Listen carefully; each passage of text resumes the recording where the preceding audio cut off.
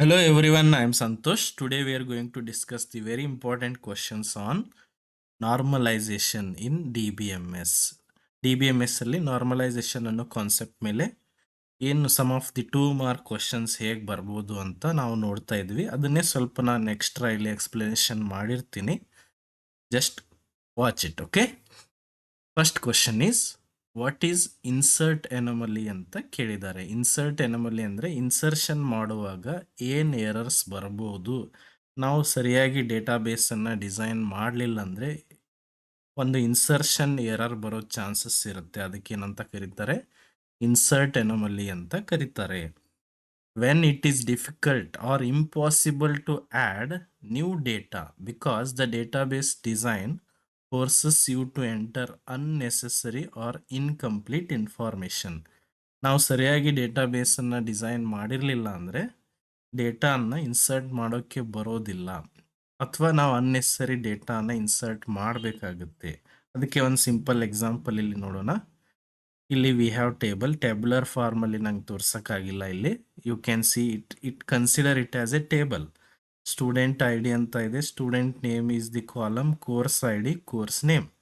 One data we have, student I D is 1 and name is Ravi, 101 DBMS ಅಂತ course name ಇದೆ. Okay, ಇಲ್ಲಿ ನಾನೀಗ ಹೊಸದಾಗಿ ಒಂದು ಕೋರ್ಸ್ ಆ್ಯಡ್ ಮಾಡಬೇಕಾಗಿದೆ ಅಂತ ತಿಳ್ಕೊಳ್ಳೋಣ. ಫಾರ್ ಎಕ್ಸಾಂಪಲ್ 102 ಒಂದು ಕೋರ್ಸ್ ಆ್ಯಡ್ ಮಾಡಬೇಕಾಗಿದೆ ನನಗೆ.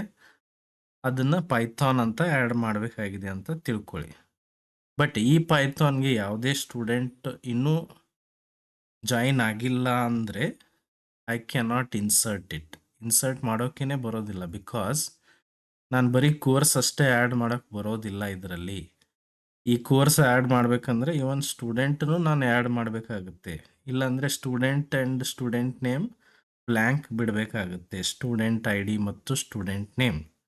ಅದರಿಂದ ಏನಾಗುತ್ತೆ, ಪ್ರಾಬ್ಲಮ್ ಆಗುತ್ತೆ.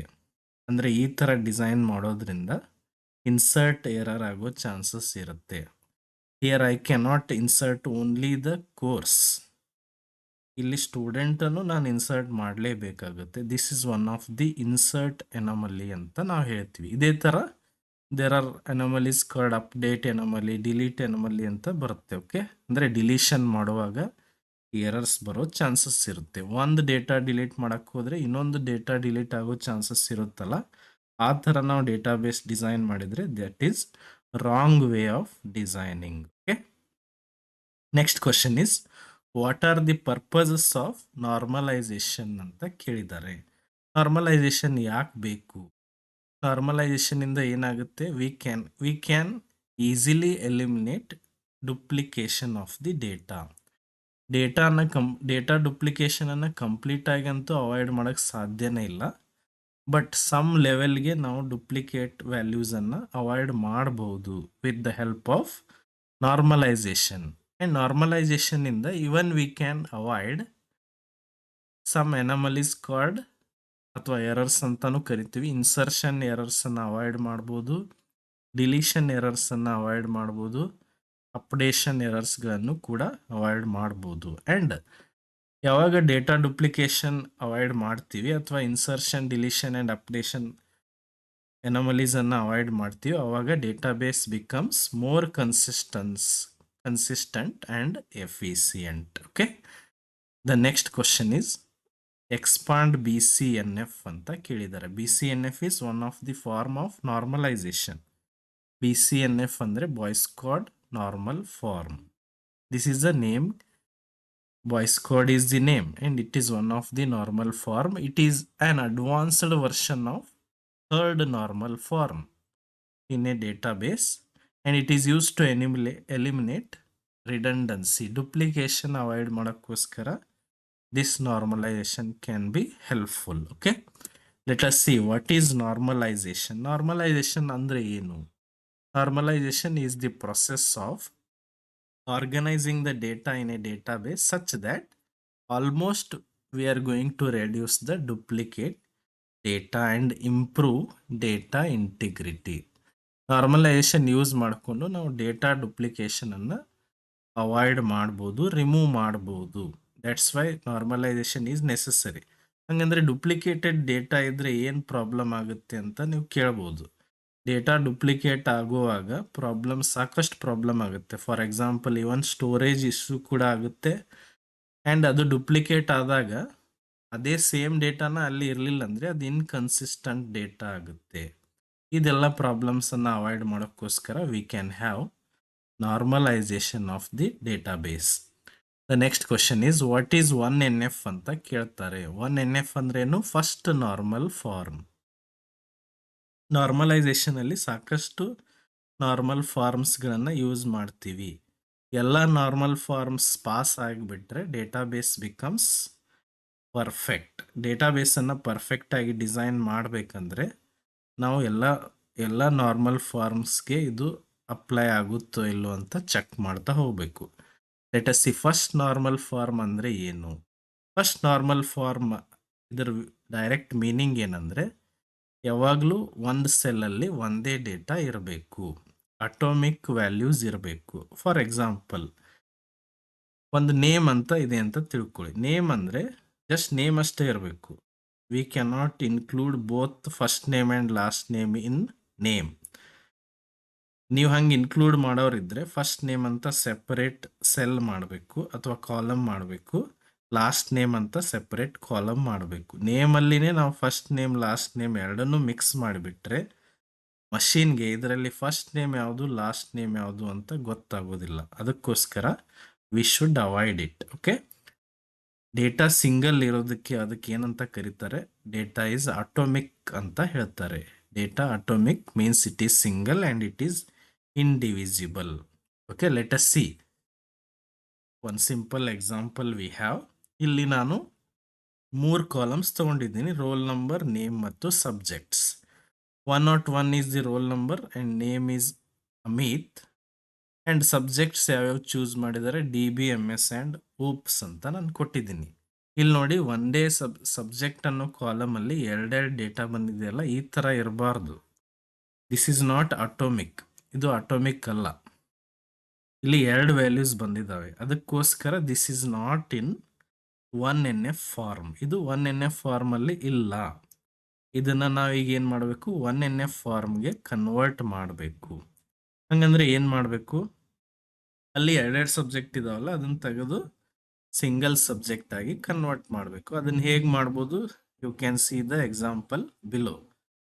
1NF ಅಂದರೆ ಎಕ್ಸಾಕ್ಟ್ಲಿ ಹೆಂಗಿರುತ್ತಂದರೆ ರೋಲ್ ನಂಬರ್, ನೇಮ್, ಸಬ್ಜೆಕ್ಟ್ಸ್ ಅಂತ ಇದೆಯಲ್ಲ, ಅದನ್ನೇ ನಾನಿಲ್ಲಿ 101 ರೋಲ್ ನಂಬರ್ಗೆ ಅಮಿತ್ ಅಂತ ಇದೆ. 2 ಸಬ್ಜೆಕ್ಟ್ ಇರೋದ್ರಿಂದ ಒಂದು ಸಬ್ಜೆಕ್ಟಿಗೆ 1 ರೋ ಮಾಡಿರಿ DBMS ಅಂತ, ಇನ್ನೊಂದು ಸಬ್ಜೆಕ್ಟ್ಗೆ ಇನ್ನೊಂದು ರೋ ಮಾಡಿರಿ. ಅಲ್ಲಿಯೂ ಕೂಡ V can have 101 Amit OOPS, 102 Santosh maths DBMS ಅಂತ 2 ಕಂಬೈಂಡ್ ಇರೋದನ್ನು ಸಿಂಗಲ್ ಆಗಿ ಅಟೋಮಿಕ್ ಆಗಿ ಕನ್ವರ್ಟ್ ಮಾಡಬೇಕು. ದಟ್ ಈಸ್ ವಾಟ್ 1NF ಅಂತ ಹೇಳ್ತೀವಿ. ಒಂದೇ ಸೆಲ್ಲಲ್ಲಿ ಎರಡೆರಡು ಡೇಟಾ ಇರೋದ್ರಿಂದ ಯಾವ ಡೇಟಾನ ಎಕ್ಸೆಸ್ ಮಾಡಬೇಕು ಅಂತ ಕನ್ಫ್ಯೂಷನ್ ಆಗುತ್ತೆ. That is wrong way of designing. But ಇಲ್ಲಿ ಡೇಟಾ ಡುಪ್ಲಿಕೇಶನ್ ಆಗಿದೆಯಲ್ಲ, ಅದನ್ನು ಮತ್ತೆ ನೆಕ್ಸ್ಟ್ ಫರ್ದರ್ ನಾರ್ಮಲ್ ಫಾರ್ಮ್ಸಲ್ಲಿ ನಾವು ಅವಾಯ್ಡ್ ಮಾಡ್ತಾ ಹೋಗ್ತೀವಿ. Okay, next question is define functional dependency ಅಂತ ಕೇಳಿದ್ದಾರೆ. ಫಂಕ್ಷನಲ್ ಡಿಪೆಂಡೆನ್ಸಿ ಅಂದರೆ ವೆರಿ ಸಿಂಪಲ್ ವೇನಲ್ಲಿ ಹೇಳಬೇಕಂದ್ರೆ ಒಂದು ಅಟ್ರಿಬ್ಯೂಟ್ ಒಂದು ಅಟ್ರಿಬ್ಯೂಟ್ ಯೂಸ್ ಮಾಡಿಕೊಂಡು ಇನ್ನೊಂದು ಅಟ್ರಿಬ್ಯೂಟನ್ನು ನಾವು ಕಂಡು ಹಿಡಿಯಬಹುದು. ಇಷ್ಟೇ ಇದೆ ಇದರಲ್ಲಿ, very simple. Functional dependency is A relationship between 2 attributes or columns in a relation where one attribute determines another attribute. ಒಂದು ಅಟ್ರಿಬ್ಯೂಟ್ ಯೂಸ್ ಮಾಡಿಕೊಂಡು ಇನ್ನೊಂದು ಅಟ್ರಿಬ್ಯೂಟನ್ನು ಕಂಡುಹಿಡಿಬೋದು. ಫಾರ್ ಎಕ್ಸಾಂಪಲ್ ಜನರಲ್ ಆಗಿ ಹೇಳಬೇಕಂದ್ರೆ ನಿಮ್ಮ ಆಧಾರ್ ನಂಬರ್ ಯೂಸ್ ಮಾಡಿಕೊಂಡು ನಿಮ್ಮ ಹೆಸರನ್ನು ಹೇಳ್ಬೋದಲ್ಲ, ವೆರಿ ಸಿಂಪಲ್. ಆಧಾರ್ ನಂಬರಿಂದ ಅಡ್ರೆಸ್ ಹೇಳ್ಬೋದು, ಆಧಾರ್ ನಂಬರಿಂದ ನಿಮ್ಮ ಊರು ಯಾವುದು ಅಂತ ತಿಳ್ಕೊಬೋದು. ಇದಕ್ಕೇನಂತಾರೆ? ಒಂದು ಅಟ್ರಿಬ್ಯೂಟಿಂದ ಇನ್ನೊಂದು ಅಟ್ರಿಬ್ಯೂಟನ್ನು ಕಂಡು ಹಿಡಿಯಬಹುದು. ಇದಕ್ಕೆ ಏನಂತಾರೆ? Functional dependency. Okay, very simple. ಇದನ್ನ ಹೆಂಗೆ ಡಿನೋಟ್ ಮಾಡ್ತಾರಂದರೆ ಎಕ್ಸ್ ಡಿಟರ್ಮೈನ್ಸ್ ವೈ. ಎಕ್ಸ್ ಇಂದ ವೈ ವ್ಯಾಲ್ಯೂನ ಕಂಡು ಹಿಡಿಬಹುದು.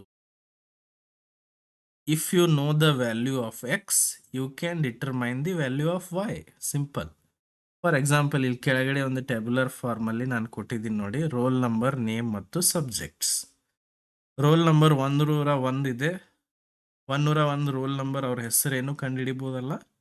ರೋಲ್ ನಂಬರಿಂದ ನೇಮ್ ಕಂಡುಹಿಡಿಬೋದು, ರೋಲ್ ನಂಬರಿಂದ subject ಕಂಡುಹಿಡಿಬಹುದು. You can find roll number, you can find Amit is the name whose roll number is 101. ಕಂಡುಹಿಡಿಬೋದಲ್ಲ. ಸಾರಿ, ರೋಲ್ ನಂಬರ್ ಇಂದ ನೇಮ್ ಕಂಡುಹಿಡಿಬಹುದು, ರೋಲ್ ನಂಬರ್ ಇಂದ ಸಬ್ಜೆಕ್ಟ್ ಕೂಡ ನೀವು ಕಂಡುಹಿಡಿಬಹುದು. Whether it is possible to find, ಹೆಸರು ಯೂಸ್ ಮಾಡಿಕೊಂಡು ಸಬ್ಜೆಕ್ಟ್ ಕಂಡುಹಿಡಿಯಕ್ಕೆ ಬರುತ್ತೋ ಇಲ್ಲೋ ಅಂತ ನೋಡ್ರಿ. ಅಮಿತ್ ಅನ್ನೋ ಹೆಸರದ್ದು ಸಬ್ಜೆಕ್ಟ್ ಯಾವುದು ಕಂಡುಹಿಡಿಯಕ್ಕೆ ಆಗೋದಿಲ್ಲ, ಬಿಕಾಸ್ ಅಮಿತ್ಗೆ 2 ಸಬ್ಜೆಕ್ಟ್ಸ್ ಇಲ್ಲಿ ಅಲಾಟ್ ಮಾಡಿದ್ದೀವಿ, ಯಾವುದು ಅಂತ ಗೊತ್ತಾಗೋದಿಲ್ಲಲ್ಲ. That's why it is not functional dependency. Name determines subject is not a functional dependency. But roll ನಂಬರಿಂದ ನೇಮ್ ಕಂಡುಹಿಡಿಬಹುದು, ರೋಲ್ ನಂಬರಿಂದ ಸಬ್ಜೆಕ್ಟ್ ಕಂಡುಹಿಡಿಬಹುದು. ಅದೇ ನೇಮ್ ಇಂದ ಸಬ್ಜೆಕ್ಟ್ ಕಂಡುಹಿಡಿಯಕ್ಕೆ ಆಗೋದಿಲ್ಲ, ಬಿಕಾಸ್ ಅಮಿತ್ ಅನ್ನೋ ನೇಮ್ ಅಂತ ಕನ್ಸಿಡರ್ ಮಾಡಿದ್ರೆ ದೇರ್ ಆರ್ 2 ಅಮಿತ್ಸ್. ಯಾವ ಸಬ್ಜೆಕ್ಟ್ ಅಂತ ಹೇಳಕ್ ಆಗೋದಿಲ್ಲ. This is not a functional dependency. ಗೊತ್ತಾಯ್ತಲ್ಲ. Next let us see what is fully functionally dependency. Fully functional dependency ಅಂದ್ರೆ ಏನು? A dependency is full when all the attributes in the determinant are necessary to determine the dependent attribute. ಹಂಗಂದ್ರೆ ಏನು? ಒಂದು ಯಾವುದೋ ಅಟ್ರಿಬ್ಯೂಟನ್ನು determine ಮಾಡಬೇಕಂದ್ರೆ ಎಲ್ಲ ಅಟ್ರಿಬ್ಯೂಟ್ಗಳನ್ನು use ಮಾಡಿಕೊಂಡು ಅದನ್ನು ಡಿಟರ್ಮೈನ್ ಮಾಡೋಕ್ಕೆ ಬರುತ್ತೆ ಅಂತ ಹೇಳ್ತಾರೆ. For example, to determine top scorer of the ಯೂನಿವರ್ಸಿಟಿನಲ್ಲಿ ಯಾರು ಟಾಪ್ ಸ್ಕೋರರ್ ಅದಾರಂತ ಕಂಡುಹಿಡಿಯಬೇಕಂದ್ರೆ ಏನೇನು ಬೇಕಾಗುತ್ತೆ ಹೇಳಿ? ಕಾಲೇಜ್ ನೇಮ್ ಬೇಕು, ಯಾರು ಟಾಪರ್ ಅದಾರಲ್ಲ ಅವ್ರದ್ದು, ಅವ್ರು ಯಾವ ಕೋರ್ಸಲ್ಲಿ ಟಾಪರ್ ಇದ್ದಾರೆ ಅದು ಬೇಕು, ಯಾವ ಸೆಮಿಸ್ಟ್ರಲ್ಲಿದ್ದಾರೆ ಅದು ಬೇಕು, ಯಾವ ಡಿವಿಷನಲ್ಲಿ ಇದ್ದಾರೆ ಅದು ಬೇಕು. ಇವೆಲ್ಲ ತಗೊಂಡು we can find top scorer. Means it is fully functionally dependency. We need all the attributes to determine one attribute. ಎಲ್ಲ ಅಟ್ರಿಬ್ಯೂಟ್ಗಳನ್ನು ಯೂಸ್ ಮಾಡಿಕೊಂಡು ಒಂದು ಅಟ್ರಿಬ್ಯೂಟನ್ನು ಕಂಡುಹಿಡಿಬಹುದು. ಅದಕ್ಕೇನಂತಾರೆ? ಫುಲ್ಲಿ ಫಂಕ್ಷನಲ್ ಡಿಪೆಂಡೆನ್ಸಿ ಅಂತ ಕರೀತಾರೆ. ನೆಕ್ಸ್ಟ್ ಇದ್ರದ್ದೇ ರಿವರ್ಸ್ ಅಂದರೆ ಪಾರ್ಷಿಯಲ್ ಡಿಪೆಂಡೆನ್ಸಿ ಅಂತ ನಾವು ಹೇಳ್ತೀವಿ. ಅಂದರೆ ಏನಾದರೂ ಕಂಡುಹಿಡಿಯೋಕ್ಕೆ full attributes are not required, some of the attributes use ಮಾಡಿಕೊಂಡು we can find the other attributes. ಅದಕ್ಕೇನಂತ ಕರೀತಾರೆ? Partial functional dependency. A partial functional dependency is partial when only part of determinant are needed to determine the dependent. ಪೂರ ನಮಗೆ ಎಲ್ಲ ಡೇಟಾನು ಬೇಕಾಗಿಲ್ಲ, ಎಲ್ಲಾನು use ಮಾಡಿಕೊಂಡು ಒಂದು ಕಡೆ ಕಂಡು ಹಿಡಿಬೇಕಂತೇನಿಲ್ಲ. ಒಂದು ಗೊತ್ತಿದ್ರು ಅದರಿಂದ ಇನ್ನೊಂದನ್ನು ನಾವು ಈಸಿಯಾಗಿ ಕಂಡು ಹಿಡಿಬಹುದು. ಫಾರ್ ಎಕ್ಸಾಂಪಲ್ ಇಲ್ಲಿ ನೋಡಿ, V have student I D, course and department. ಇಲ್ಲಿ ಸ್ಟೂಡೆಂಟ್ ಐ ಡಿ ಮತ್ತು ಕೋರ್ಸ್ ಇದು ಪ್ರೈಮರಿ ಕೀ ಇದೆ ಅಂತ ತಿಳ್ಕೊಳ್ಳೋಣ. ಓಕೆ, ಬರೀ ನಾವು ಕೋರ್ಸಿಂದ ಡಿಪಾರ್ಟ್ಮೆಂಟ್ ಕಂಡು ಹಿಡಿಬಹುದು. ಇಲ್ಲಿ ಜಸ್ಟ್ ಅಬ್ಸರ್ವ್ ಮಾಡಿ. ಮ್ಯಾಥ್ಸ್ ಕೋರ್ಸ್ ಅದು ಯಾವ ಡಿಪಾರ್ಟ್ಮೆಂಟು? ಸೈನ್ಸ್. ಫಿಸಿಕ್ಸ್ ಯಾವುದು? ಸೈನ್ಸ್. ಅಕೌಂಟ್ಸ್ ಯಾವುದು? ಕಾಮರ್ಸ್. ಕೆಮಿಸ್ಟ್ರಿ ಯಾವುದು? ಸೈನ್ಸ್. ಇದರ ಅರ್ಥ ಏನಂದರೆ ಸ್ಟೂಡೆಂಟ್ ಐ ಡಿ ಮತ್ತು ಕೋರ್ಸಲ್ಲಿ ಸ್ಟೂಡೆಂಟ್ ಐ ಡಿ ಮತ್ತು ಕೋರ್ಸ್ ಎರಡನ್ನೂ ಯೂಸ್ ಮಾಡ್ಕೊಂಡು ಡಿಪಾರ್ಟ್ಮೆಂಟ್ ಕಂಡುಹಿಡಿಬೇಕಂತ ಏನಿಲ್ಲ. ಅದರಲ್ಲಿ ಬರೀ ಕೋರ್ಸ್ ಒಂದೇ ತಗೊಂಡು we can find the department. ಇದಕ್ಕೇನಂತ ಕರೀತಾರೆ? Partial dependency. ಫುಲ್ ಡಿಪೆಂಡೆನ್ಸಿ ಅಂದ್ರೇನು? ಎಲ್ಲ ಅಟ್ರಿಬ್ಯೂಟ್ ಯೂಸ್ ಮಾಡಿಕೊಂಡು ಒಂದನ್ನು ಕಂಡುಹಿಡಿಬಹುದು. ಪಾರ್ಷಿಯಲ್ ಅಂದ್ರೇನು? ಸೆಟ್ ಆಫ್ ಅಟ್ರಿಬ್ಯೂಟ್ಸ್ಗಳಲ್ಲಿ ಓನ್ಲಿ 1 ಅಥವಾ 2 ಅಟ್ರಿಬ್ಯೂಟ್ಗಳನ್ನು ಯೂಸ್ ಮಾಡಿಕೊಂಡು we can find another attribute. ಅದಕ್ಕೇನಂತ ಕರೀತಾರೆ? Partial functional dependency. Then the next question is very common. ಭಾಳಷ್ಟು ಕ್ವಶನ್ ಪೇಪರಲ್ಲಿ ಇದನ್ನು ಕೇಳಿರ್ತಾರೆ. What are informal guidelines for relational schema? Informal ಅಂತ ಯಾಕೆ ಕರೀತಾರಂದ್ರೆ ಅವು ಸ್ಟ್ರಿಕ್ಟ್ ರೂಲ್ಸ್ ಏನಲ್ಲ, ಮ್ಯಾಥಮೆಟಿಕಲ್ ರೂಲ್ಸ್ ಅಂತ ನಾವು ಹೇಳೋದಿಲ್ಲ. That's why it is called as informal. ಈ ಎಲ್ಲ ಗೈಡ್ಲೈನ್ಸ್ ಎಲ್ಲ ನಾವು ಫಾಲೋ ಮಾಡಬೇಕಾಗುತ್ತೆ whenever we are going to design the database. ಹಂಗಂದ್ರೆ ಏನೇನು ಅಂತ ನಾವು ಅಬ್ಸರ್ವ್ ಮಾಡೋಣ. First guideline is semantics of the attributes. ನೀವೇನೇ ಡೇಟಾಬೇಸ್ ಡಿಸೈನ್ ಮಾಡ್ರಿ, ಅಟ್ರಿಬ್ಯೂಟ್ಸ್ಗಳ ನಡುವೆ ಒಂದು ಕ್ಲಿಯರ್ ಮೀನಿಂಗ್ ಇರಬೇಕು ಅಂತ ಹೇಳ್ತಾರೆ. Each attribute in a table should have a clear meaning and represent a single and atomic concept. ಅಲ್ಲಿ ನಾವು ಡಿಸ್ಕ್ರಿಪ್ಷನ್ ಡೇಟಾ ಇನ್ಕ್ಲೂಡ್ ಮಾಡಬಾರ್ದು, ಒಂದೊಂದೇ ಡೇಟಾ ಹಾಕೋ ಥರ we should create the database. And ಅಟ್ರಿಬ್ಯೂಟ್ಸ್ಗಳ ನಡುವೆ ಸಂಬಂಧ ಇರಬೇಕು ಅಂತ ಹೇಳ್ತಾರೆ. ಫಾರ್ ಎಕ್ಸಾಂಪಲ್, ಸ್ಟೂಡೆಂಟ್ ಡೇಟಾಬೇಸ್ನಲ್ಲಿ ಏನೇನು ಇರಬೇಕು? Student register number, student name, student mobile number, ಇವೆಲ್ಲ ರಿಲೇಟೆಡ್ ಆಗಿರ್ತವೆ. We cannot have car number in a student database because it is separate entity. Every student may not have car. ಅಲ್ಲಿ ಸಿಮ್ಯಾಂಟಿಕ್ಸ್ಗೆ ಸ್ವಲ್ಪ problem ಆಗುತ್ತೆ. Semantic ಅಂದ್ರೇನು? Meaning. ಒಂದು actual ಮೀನಿಂಗ್ಗೆ ನಾವು semantic ಅಂತ ಕರಿತೀವಿ. ಫಾರ್ ಎಕ್ಸಾಂಪಲ್, ಎಂಪ್ಲಾಯ್ ಡೇಟಾಬೇಸ್ ಇದೆ ಅಂತ ತಿಳ್ಕೊಳ್ಳಿ. ಅಲ್ಲಿ ಏನಿರಬೇಕು? ಎಂಪ್ಲಾಯ್ ರಿಲೇಟೆಡ್ ಡೇಟಾನೇ ಇರಬೇಕಾಗುತ್ತೆ. ಅಲ್ಲಿ ನಾವು ಸ್ಟೂಡೆಂಟ್ ರಿಜಿಸ್ಟರ್ ನಂಬರ್ ಅಂತ ಇನ್ಕ್ಲೂಡ್ ಮಾಡಕ್ಕೆ ಬರೋದಿಲ್ಲ. That is what semantics of the attributes. Then next guideline ಏನಂದ್ರೆ reducing the redundant values in the tuples. Redundant ಅಂದ್ರೆ ಡುಪ್ಲಿಕೇಟ್. ಆದಷ್ಟು ಡುಪ್ಲಿಕೇಟ್ಸ್ ಅನ್ನ ಅವಾಯ್ಡ್ ಮಾಡ್ತಾ ಹೋಗ್ಬೇಕು. ಡುಪ್ಲಿಕೇಟ್ ಆದ್ರೆ ಪ್ರಾಬ್ಲಮ್ ಏನಾಗುತ್ತೆ ಅಂದ್ರೆ ಡುಪ್ಲಿಕೇಟ್ ಆಗಿರೋ ಕಾಪಿನೂ ಕರೆಕ್ಟ್ ಆಗಿರ್ಬೇಕಾಗುತ್ತೆ. ಮೇನ್ ಒರಿಜಿನಲ್ ಡೇಟಾ ಬೇರೆ, ಡುಪ್ಲಿಕೇಟ್ ಆಗಿರೋದ್ರಲ್ಲಿ ಡೇಟಾ ಬೇರೆ ಇದ್ರೆ ದಟ್ ಈಸ್ ಕಾಲ್ಡ್ ಇನ್ಕನ್ಸಿಸ್ಟೆನ್ಸಿ. ನಾವು ಇನ್ಕನ್ಸಿಸ್ಟೆನ್ಸಿ ಅಂತ ಹೇಳ್ತೀವಿ. ಫಾರ್ ಎಕ್ಸಾಂಪಲ್, ಮೊಬೈಲ್ ನಂಬರ್ ನಮ್ಮದು 10 ಡಿಜಿಟ್ ಇರುತ್ತೆ. ಇದನ್ನೇ ಕಾಪಿ ಇನ್ನೊಂದು ಕಡೆ ಮಾಡುವಾಗ, ಅಲ್ಲಿ ನೀವು ಎಂಟರ್ ಮಾಡುವಾಗ ಅಲ್ಲಿ 10 ಡಿಜಿಟೇ ಇರಬೇಕಾಗುತ್ತೆ. ಅಲ್ಲಿ 9 ಡಿಜಿಟ್, ಇಲ್ಲಿ 10 ಡಿಜಿಟ್ ಆದರೆ ದೇರ್ ಇಸ್ ಇನ್ಕನ್ಸಿಸ್ಟೆನ್ಸಿ. ಅದಕ್ಕೆ ನಾವು ಡುಪ್ಲಿಕೇಶನ್ ಅನ್ನು ಅವಾಯ್ಡ್ ಮಾಡಿಬಿಟ್ರೆ ಇದು ಪ್ರಾಬ್ಲಮ್ಮೇ ಬರೋದಿಲ್ಲಲ್ಲ. That's why they ask us to reduce the redundant values in tuples. ರೋಸ್ನಲ್ಲಿ ರಿಡಂಡೆಂಟ್ ವ್ಯಾಲ್ಯೂಸ್ ಅನ್ನು ಅವಾಯ್ಡ್ ಮಾಡ್ತಾ ಹೋಗಬೇಕು. Next, reducing null values in the tuples. ಆದಷ್ಟು ನಲ್ ವ್ಯಾಲ್ಯೂಸ್ ಬರದೇ ಇರೋ ಥರ ನೋಡ್ಕೋಬೇಕು. ನಲ್ ವ್ಯಾಲ್ಯೂ ಅಂದ್ರೆ ಏನು? Blank spaces. ಬ್ಲ್ಯಾಂಕ್ ಸ್ಪೇಸ್ ಅಂತಾನು ಹೇಳಕ್ಕಾಗಲ್ಲ, it is A special value. ಅದನ್ನ ಏನಂತ ಇಂಟರ್ಪ್ರಿಟ್ ಮಾಡೋಕ್ಕೂ ಬರೋದಿಲ್ಲ. That's why we should avoid it. For example, enter email I D ಅಂತ ಇರುತ್ತೆ. ಅವಾಗ ಇಮೇಲ್ ಐ ಡಿ ಅವ್ರು ಹಾಕಿರಲಿಲ್ಲ ಅಂದ್ರೆ ಇದನ್ನ ಏನಂತ ಇಂಟರ್ಪ್ರಿಟ್ ಮಾಡೋದು ಅಂತ ಗೊತ್ತಾಗೋದಿಲ್ಲ. For example, email I D ಮರ್ತಿರ್ಬೋದು ಅಥವಾ ಇಮೇಲ್ ಐ ಡಿ ಇರ್ಲಿಕ್ಕಿಲ್ಲಲ್ಲ, ಇದನ್ನ ಹೇಗೆ ಅಂಡರ್ಸ್ಟ್ಯಾಂಡ್ ಮಾಡ್ಕೊಳ್ಳೋದು ಅಂತ ಡಿಫಿಕಲ್ಟ್ ಆಗುತ್ತೆ. ದ್ಯಾಟ್ಸ್ ವೈ ನಲ್ ವ್ಯಾಲ್ಯೂಸ್ ಅನ್ನ ಆದಷ್ಟು ಕಡಿಮೆ ಮಾಡಬೇಕು. We cannot avoid completely. Okay. Next is disallowing spurious tuples. Spurious ಅಂದ್ರೆ ಅನ್ವಾಂಟೆಡ್ ಟಪಲ್ಸ್. ಅನ್ವಾಂಟೆಡ್ ಟಪಲ್ಸ್ ಯಾವಾಗ ಬರ್ತಾವಂದ್ರೆ ಕರೆಕ್ಟ್ ಆಗಿ ಡಿಸೈನ್ ಮಾಡಲಿಲ್ಲ ಅಥವಾ ಇನ್ಅಕ್ಯುರೇಟ್ಲಿ ನಾವು ಏನು ಮಾಡ್ತೀವಿ, ಜಾಯಿನ್ ಆಪರೇಷನ್ ಅನ್ನ ಅಪ್ಲೈ ಮಾಡ್ತೀವಿ. ಅವಾಗ we may have extra unwanted data. For example, Cartesian product ಅಂತ ನಿಮ್ಗೆ ಗೊತ್ತಿದೆ. ಕಾರ್ಟೇಷಿಯನ್ ಪ್ರಾಡಕ್ಟ್ ಅಂದ್ರೇನು?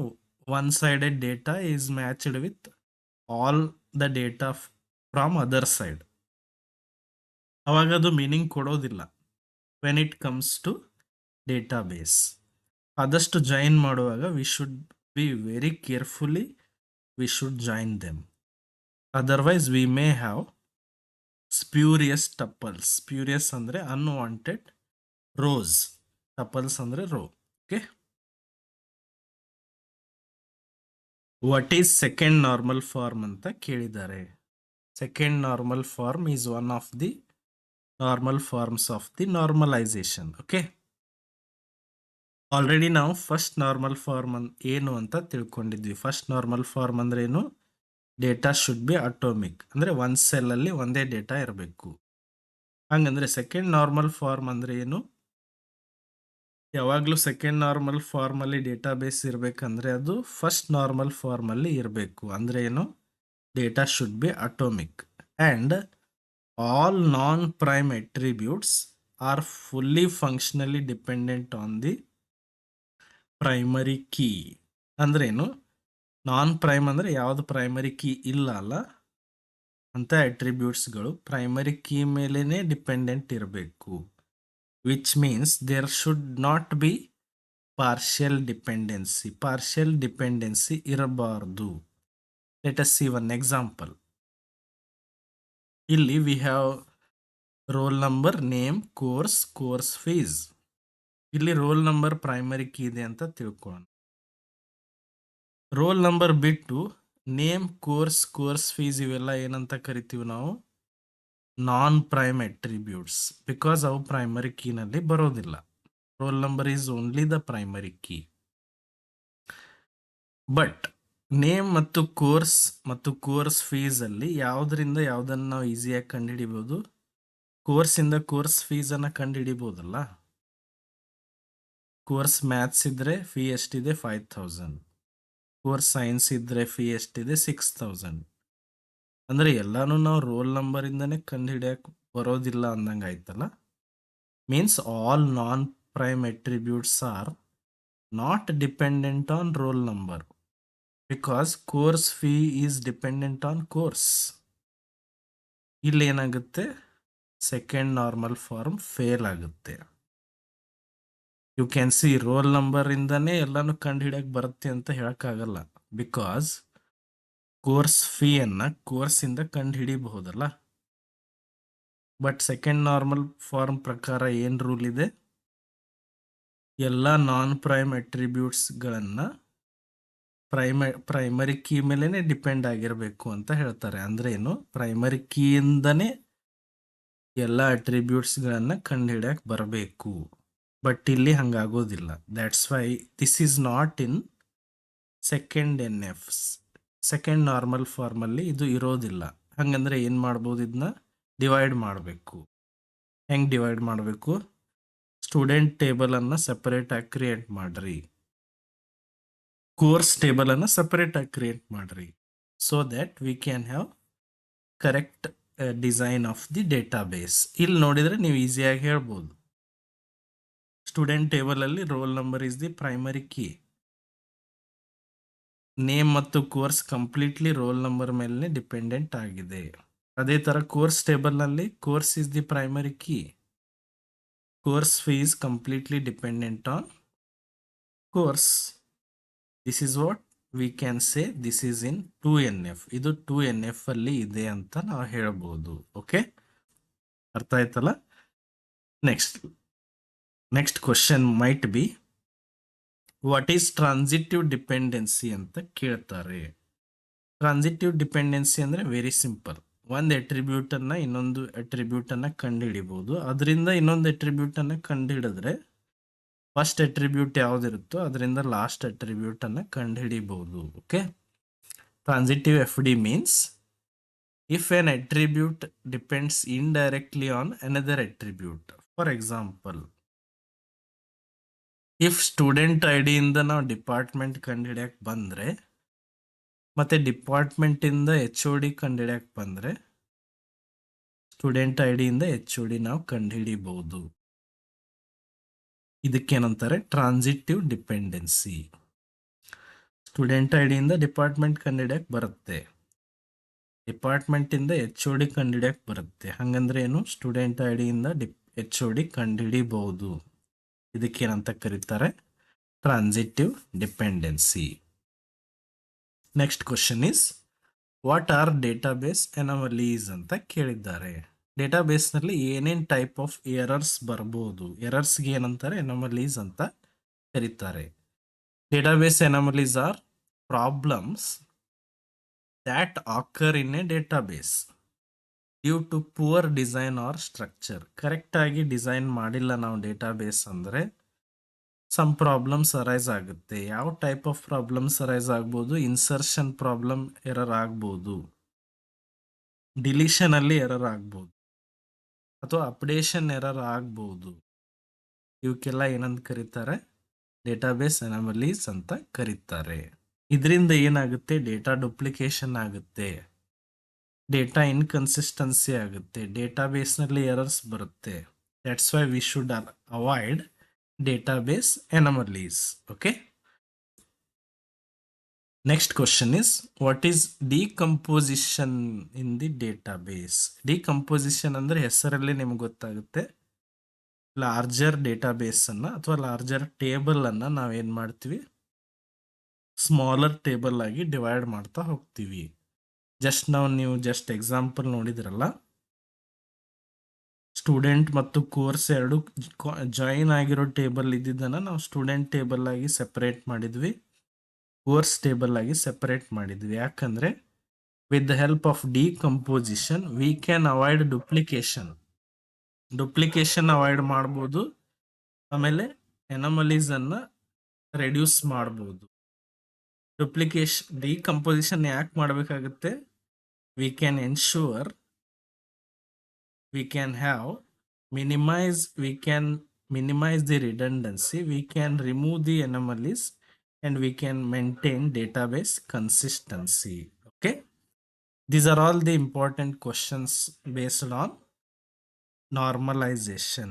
If you have any doubts, you can comment. Thank you.